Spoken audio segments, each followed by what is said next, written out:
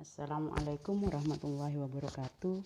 Bertemu lagi dengan saya Ibu Indah Yuliati dalam mata pelajaran Pendidikan Pancasila dan Kewarganegaraan.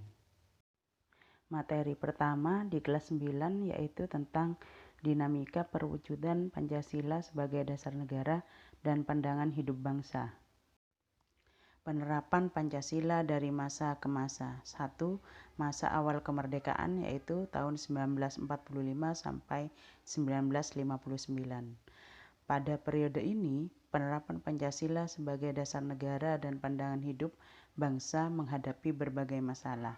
Ada upaya-upaya untuk mengganti Pancasila sebagai dasar negara dan penyimpangan terhadap nilai-nilai Pancasila. Upaya-upaya tersebut diantaranya yaitu sebagai berikut. A. Pemberontakan Partai Komunis Indonesia atau PKI di Madiun pada tanggal 18 September 1948. Partai ini menginginkan mengubah ideologi Pancasila menjadi ideologi komunis. B. Pemberontakan Darul Islam, Tentara Islam Indonesia yang dipimpin oleh Sekar Maji Marijan Kartosuwiryo. Pemberontakan ini ingin mengubah ideologi Pancasila menjadi ideologi Islam.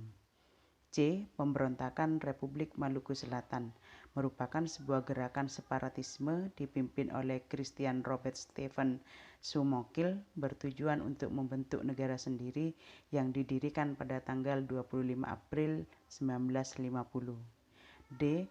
Pemerintah Revolusioner Republik Indonesia atau PRRI, Perjuangan Rakyat Semesta atau Permesta yang dipimpin oleh Sarifuddin Prawira Negara dan Vence Sumual pada tahun 1957 sampai 1958 di Sumatera dan Sulawesi. E. APRA, Angkatan Perang Ratu Adil, didirikan oleh Kapten KNIL Raymond Westerling pada tanggal 15 Januari 1949. Dan yang terakhir, yang F, perubahan bentuk negara dari Republik Indonesia Serikat menjadi Negara Kesatuan Republik Indonesia, sedangkan konstitusi yang berlaku adalah Undang-Undang Dasar sementara tahun 1950. Ini adalah sosok Presiden pertama Republik Indonesia yaitu Insinyur Soekarno.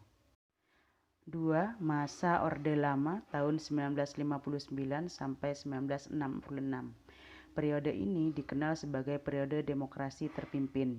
Demokrasi terpimpin merupakan sebuah sistem demokrasi yang seluruh keputusan dan pemikiran dalam pemerintahan negara berpusat pada pemimpin negara. Pemimpin negara saat itu adalah Presiden Soekarno. Beberapa penyimpangan terhadap Pancasila dan Undang-Undang Dasar Negara Republik Indonesia tahun 1945 diantaranya adalah sebagai berikut. Presiden Soekarno ditetapkan sebagai presiden seumur hidup.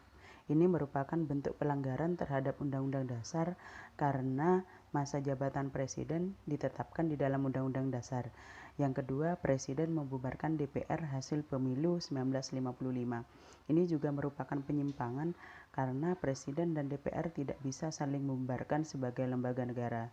Yang ketiga, presiden membentuk MPRS.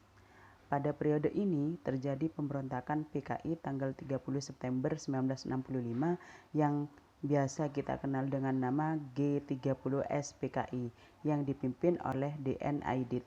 Tujuan pemberontakan ini adalah menjadikan negara Indonesia sebagai negara komunis yang berkiblat ke negara Uni Soviet serta mengganti Pancasila dengan paham komunis.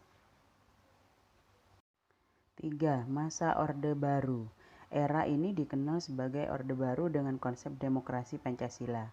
Visi utama pemerintahan Orde Baru ini adalah untuk melaksanakan Pancasila dan Undang-Undang Dasar Negara Republik Indonesia tahun 1945 secara murni dan konsekuen dalam setiap aspek kehidupan masyarakat Indonesia. Masa Orde Baru dipimpin oleh pemerintahan Presiden Soeharto.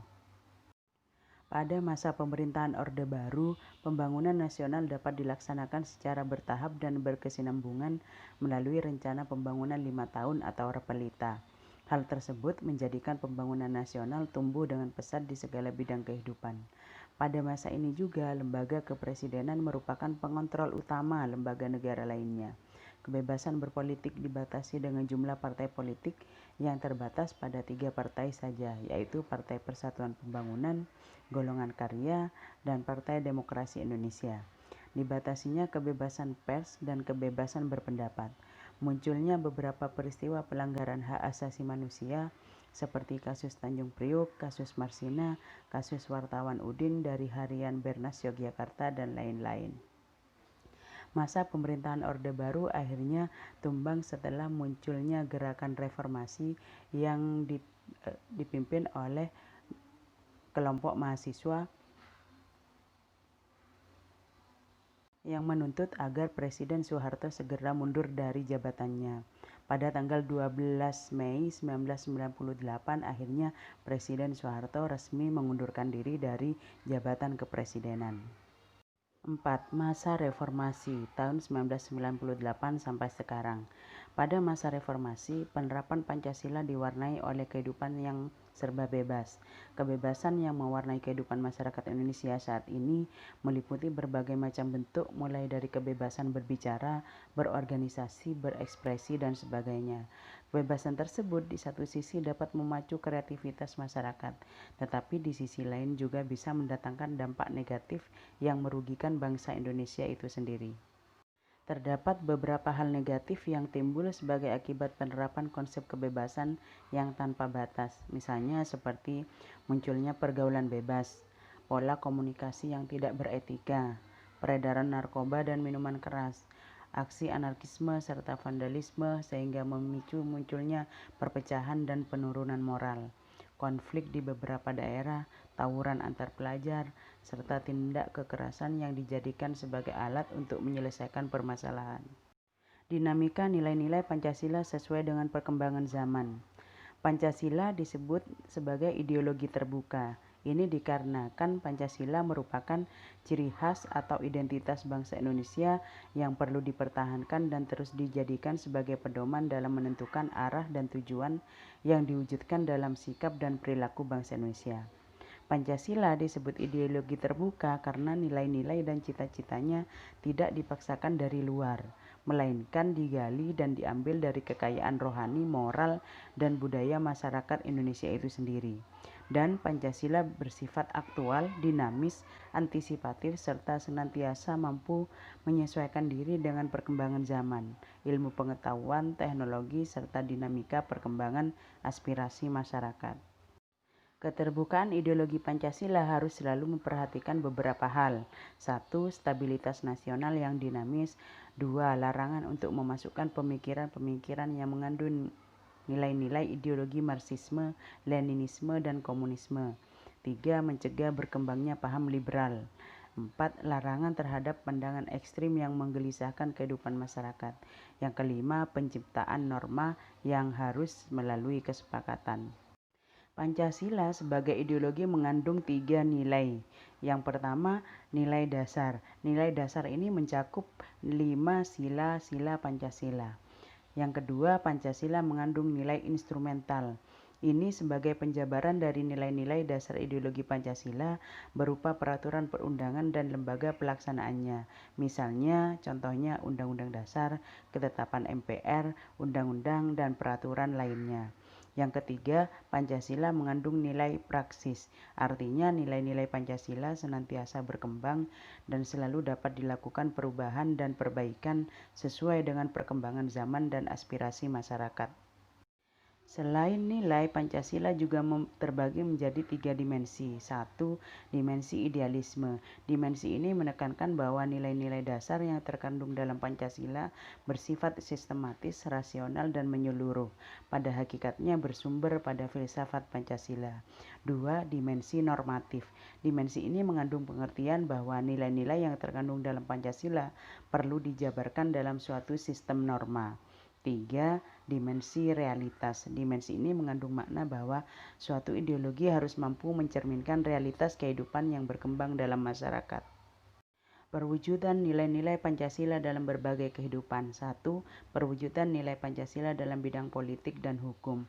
Salah satu contohnya misalnya demokrasi di sekolah melalui pemilihan ketua OSIS secara langsung.